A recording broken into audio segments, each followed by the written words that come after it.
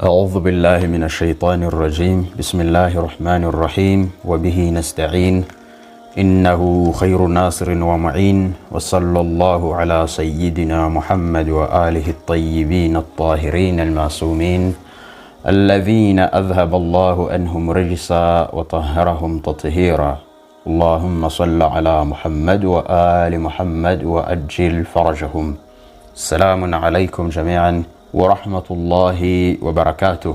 Mu masomo atatu aheruka twarebeye hamwe igisobanuro, agaciro, urwego n'akamaro k'ubumenyi bwa akhlaq, ndetse tunabona ko umuntu afite ubushobozi bwo kubaho ubuzima bushingiye ku kwimakaza imico myiza. Nk'uko twashoje tubivuga rero, tugiye gutangira turebera hamwe imwe mu mico myiza dukwiye kwimakaza, inzira zidufasha kugera kuri iyo mico myiza, ndetse n'imbuto ziboneka nk'umusaruro wa wundi wabashije kwimakaza koko iyo mico myiza mukuri. Uyu munsi tukaza kwibanda ku muco wo gukunda Imana, intumwa yayo na Ahlul Bayt alayhimussalam.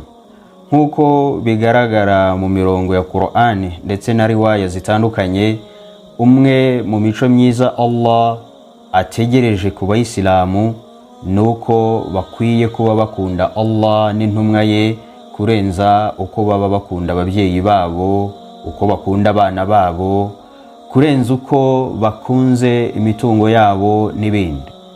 Qur'an suratu Tauba aya ya 24 Allah agira ati: ba'da a'udhu billahi minash shaitanir rajim, bismillahir rahmanir rahim, qul in kana aba'ukum wa abna'ukum wa ikhwanukum wa azwajukum wa ashiratukum wa amwalun iqtaraftumuha wa tijaratu takhshawna kasadaha wa masakinu tardawnaha ahabba ilaykum min Allahi wa rasulihi وجهاد في سبيلي فتربصوا حتى يأتي الله بأمره والله لا يهدي القوم الفاسقين. صدق الله العلي العظيم.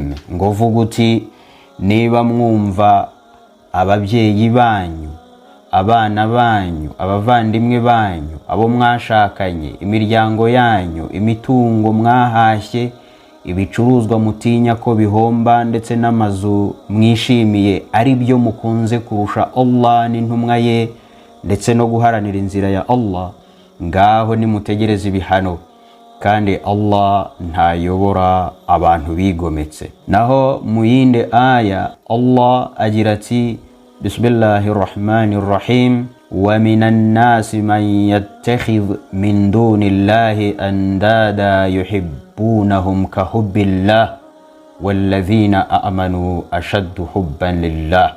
Ngo no mu bantu hari abishyiriraho ibigirwamana mu cyimbo cya Allah bakabikunda nk'uko bakunda Allah, nyamara abemera bakunda Allah kurushaho. Suratul Baqara aya 165.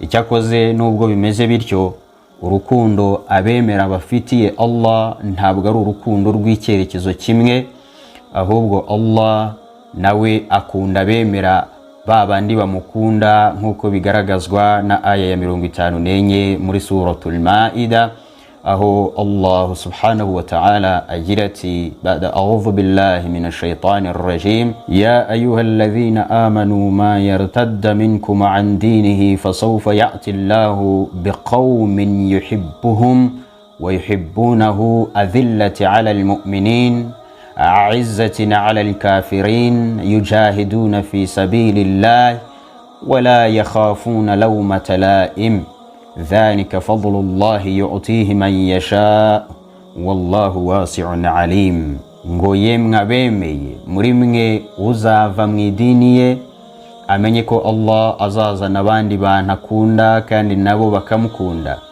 biyoroshya kubemera Imana bagatsinda abahakanyi, bagaharanira inzira ya Allah kandi badatinya umugayo wubagaya. Izo ni ingabire Allah ahundagaza kuwashaka, kandi Allah ni nyiringabire zagutse, umumenyi uhebuje. Nkuko bigaragara muri iyi aya, Allah nawe akunda bemera, kandi uru rukundo Allah abakunda ni ingabire zimuturukaho. Kugeza aha aya tubonye ni izirebana no gukunda Allah no gukunda intumwa ye Muhammadun sallallahu alaihi wa alihi wa sallam. Ese haba hari n'izindi aya, haba hari aya zidusaba gukunda ahlul bayt alaihimus salam? Yego, Qur'ani suratu Shura aya ya 23 Allah agira ati Bismillahirrahmanirrahim قل لا أسألكم عليه أجرا إلا المودة في القربى. ngo vuguti kubagezaho ubutumwa simbibasabira ibihembo uretse gusa gukunda bo mu muryango wanjye, gukunda abo dufitanye isano. Imam Kadhim alayhi salam asubiza ikibazo yarabajijwe kigira kiti ese ni ikihe kintu gisumba ibindi gituma umugaragu yegeranya Nyagasani we?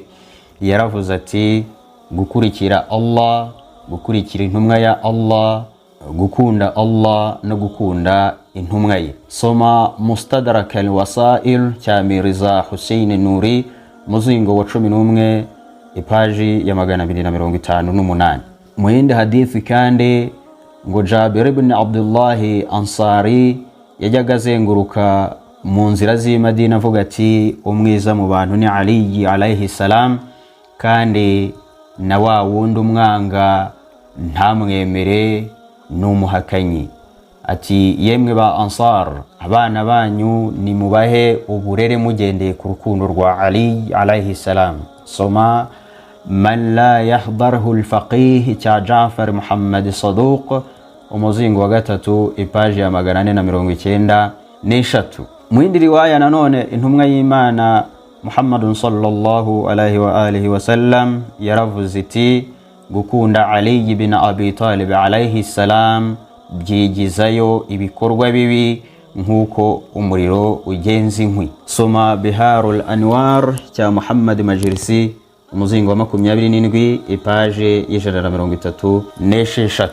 Ubwo rero tumaze kubona no kumenya urugwego rwo gukunda Allah, urwo gukunda intumwa ndetse na ahlul bayt alayhimus salam muri Islamu, ubu dushobora kuba twakwibaza tuti ese uru rukundo ruvuze iki? Ni uruhe rukundo? Iyo tuvuze gukunda mu rurimi rwacu buri wese abasha gusobanukirwa, abasha kumva ikigambiriwe kuvugwa. Mu buryo bwa rusange urukundo twarugabanyamo ibice bibiri. Hari urukundo umuntu yikunda ubwe ndetse n'urukundo umuntu akunda abandi nk'ababyeyi be, uwo bashakanye se, abana be, cyangwa se yewe nabo bakomoka hamwe, cyangwa se abandi bose bafite ikindi kintu bahuriyeho. Ariko urukundo Allah yashimangiye muri Qur'an rugomba kuranga bemera ku mwanya wa mbere ni ugukunda Allah subhanahu wa ta'ala, nyuma hakaza gukunda intumwa ya Allah ndetse nabo mu rugo rwayo batagatifu. Icyakoze ibi nanone ntibivuze ko umwemera adakwiye kugira undi muntu akunda, ahubwo abakunda bose akwiye kuba bakunda kubera Allah subhanahu wa ta'ala, kubera rwa rukundo afitiye Allah subhanahu wa ta'ala. Ese ni iki gituma umuntu agera ku rwego rwo gukunda? Ni iki gituma umuntu abasha kugira uru rukundo? Abamenyi muri akhlaq bemeza ko igituma umuntu agera ku rwego rwo gukunda ari kamere ndemano ya muntu yo guhora ashaka ibyiza no gutera imbere. Mu yandi magambo, Imana yaremye umuntu imuremana kamere yo guhora ashaka umukiro, guhora ashaka kunguka akanga guhomba. niyo mpamvu buri muntu wese muri iyi si, yaba afite idini cyangwa se atarifite, abashaka ubwiza, abashaka ubushobozi, abashaka ubumenyi ndetse n'ibindi nkabyo, akanga ubujiji, akanga ububi, ndetse no kuba yaba afite intege nke ndetse n'ibindi nkabyo. Tugendeye ku ngengabitekerezo n'imyemerere ya Kisilamu, Allah subhanahu wa ta'ala niwe mukiro wuzuye witeka kandi usumba ibindi byose. Niwe mukiro uzira intege nke, uzira inenge, uzira buri kantu kose katari ubwiza ndetse no kuzura. Yewe n'ibindi bifatwa nk'umukiro ndetse n'ibyiza byose bituruka kuri Allah subhanahu wa ta'ala. Niyo mpamvu buri umwe muri twe aramutse amenya Imana nk'uko iri koko, akamenya ko ibyiza byose ari ibifite kandi bitanga, kuyikunda byahita byizana nta kabuza, kuko ibyo ushaka byose, ibyo ukunze byose niyo ibifite kandi niyo ibigaba. Wayigezeho rero waba wageze kuri byose wifuza. Intumwa y'Imana nayo hamwe nabo mu rugo rwayo batagatifu, twemera ko ari bo bantu basumbya abandi kuba abantu buzuye. Muri riwaya zitandukanye, ari bo bantu begereye Allah gusumbya abandi, ndetse bakaba ariyo magambo Adamu alayhi salam yigishijwe kandi yahawe, akayifashisha asaba imbabazi kandi ubusabe bwe bwaremewe. Bityo rero umuntu abashije kumenya mu by'ukuri Imana, abashije kumenya mu kuri koko intumwa y'Imana n'abo mu rugo rwayo baziranenge, kubakunda byahita byiyicaza mu mutima we. Muri riwaya, intumwa y'Imana Muhammadun sallallahu alayhi wa alihi wa sallam yaravuze ati, Nabi Shuaibu alayhi salam kubera gukunda Imana yararize cyane, amaso ye agera ubwo ahuma, Allah aramuhumura. Ku nshuro ya kabiri nabwo bigenda bityo, maze ubwo byari bibaye inshuro ya kane, Allah amuzanira wahyu, aramubaza ati, yewe Shuaibu, uzakora gutyo kugeza ryari? Ati, niba urizwa no gutinya umuriro wa Jahannam ndawukurinze, kandi niba urizwa no gukunda ijuru ndariguhaye. Nuko Shuaibu arasubiza ati, Nyagasani, urabizi neza ko kurira kwanjye atari ukubera gutinya Jahannam cyangwa gukunda ijuru, ahubwo ari ukubera kugukunda wowe Nyagasani wanjye. Soma Biharul Anwar cya Muhammad Baqir Majlisi, umuzingo wa 16, ipaji ya 380. Uru ni urugero rumwe rw'umugaragu ukunda umugenga we Allah subhanahu wa ta'ala tubonye, ariko no ku ntumwa y'Imana hari urugero dufite, aho Bilal akimara kwemera intumwa y'Imana ndetse akaba umuyisilamu, abari bashebuja baramufataga bakamujyana mu butayu bw'Imaka, maze bakamwambura ubusa, bakamugaragura mu mucanga w'ubutayu, bagafata amabuye manini bakayamugereka ku gatuza, bakamusaba ko yava ku idini ya Islam ndetse akareka gukurikira no gukunda intumwa y'Imana Muhammad sallallahu alayhi wa alihi wa sallam.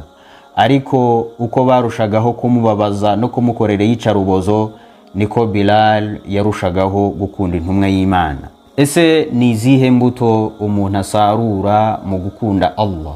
Ni izihe mbuto umuntu asarura mu gukunda intumwa ya Allah n'abo mu rugo rwayo batagatifu? Imam Ali alayhi salam yaravuze ati, gukunda Allah ni ikibatsi cy'umuriro, iyo uwo muriro uguye ku kintu usiga ugitwitse. Ati, ni urumuri rwa Allah rugera ku kintu rugahita rukimurikira. Ni amazi ya Allah aha buri kintu cyose ubuzima, kandi ni ubutaka bwa Allah buri kintu cyose kimeramo. Soma nanone Biharul Anwar, umuzingo wa 67, ipaji ya 23. Mu muzingo wa 27 w'iki gitabo kandi ku rupapuro rwa 85 tuhabona inkuru y'umugabo wabajije intumwa y'Imana ku byerekeranye n'umunsi w'imperuka, maze intumwa y'Imana ibaza uwo mugabo iti, ese ni ikihe kintu wizigamiye kuri uwo munsi? Umugabo arasubiza ati, urukundo rw'Imana n'intumwa yayo, nuko intumwa iramubwira iti uzazukana n'abo wakundaga. Nkuko tubibona muri izi riwaya, gukunda Allah n'abatoni be byongerera umwemera ingabire ziturutse kwa Allah, ariko izi ngabire zigerwaho cyangwa se zigera kuri wa wundi ufite urukundo rw'ukuri koko, atari rwa rukundo rwo mu magambo no ku munwa gusa. Quran suratu Ala Imran aya ya 31, Allah subhanahu wa ta'ala agira ati bismillahir rahmanir rahim qul in kuntum tuhibbuna Allah fattabi'uni yuhibbukum Allah wa yaghfir lakum dhunubakum wallahu ghafurun rahim. Wavuguti niba koko mukunda Allah nimunkurikire, Allah azabakunda anabababarire ibyaha byanyu, kandi Allah nubabarira ibyaha nyirimpuhwe. Iyi aya iratwereka neza ko gukunda Allah bisaba kuba ukurikira intumwa ye, kuko gukurikira intumwa y'Imana no gushaka kwa Allah subhanahu wa ta'ala. Bityo rero wavuga ko akunda Allah ariko adakurikira Allah n'intumwa ye, atubahiriza ibyo asabwa na Allah subhanahu wa ta'ala, atubahiriza ibyo asabwa n'intumwa, urwo rukundo ntabwo rwaba ari urukundo nyarwo, kandi nta n'icyo rwaba rumumariye. Nkuko rero twigeze kubikomozaho hejuru, inzira nyayo yo kugera kuri uru rwego rwo gukunda Allah, rwo gukunda intumwa no gukunda ahlul bayt alayhimus salam, nta yindi uretse ubumenyi nyabwo, uretse ubumenyi bwuzuye kuri Allah, ubumenyi bwuzuye ku ntumwa no ku bantu bo mu rugo rwayo bejejweho umwanda w'ibyaha. Mu yandi magambo,